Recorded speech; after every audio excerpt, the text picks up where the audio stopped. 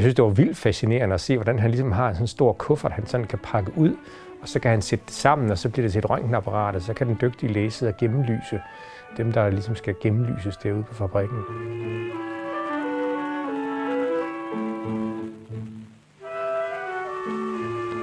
Undskyld, hvordan kan man beskytte sig mod smittefaren for difteri?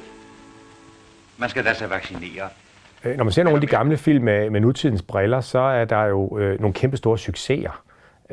Polio er slet ikke noget, der fylder så meget, fordi vi kan vaccinere imod det. Det samme gælder difteri, som var en frygtet sygdom, som vi ser i sygdomme med meget høj dødelighed og forfærdelig lange indlæggelser osv.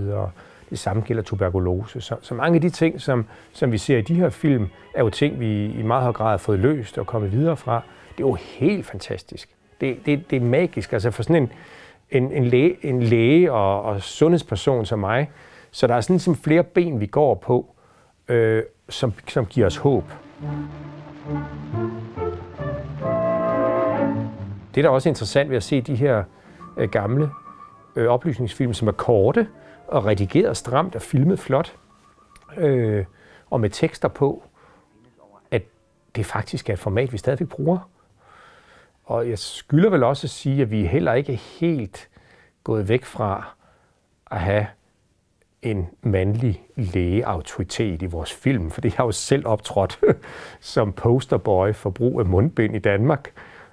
Og det gør jeg så ikke med en hvid kittel på, men med et blåt jakkesæt. Men man kan sige, at autoriteten er måske lidt mere subtil, end den var med den hvide kittel for 70 år siden. Og så er det tydeligt, at dem, der har lavet filmen, de ligesom skal have de der autoriteter til at slappe en lille smule af. Og der bruger de jo det filmiske træk og lade den ene tænde cigaretten for den anden, fordi det er den måde, man er sammen på socialt. Og det er jo helt forrygt at se på i dag, når vi tænker på, hvordan vi har det med tobak. Men man skal ikke længere tilbage, end at jeg faktisk har levet i det. I 80'erne, hvor jeg var ung lægestuderende på Frederiksberg Hospital, der sad man til morgenkonferencen, 30 læger, og så tændte man sin grønne Cecil.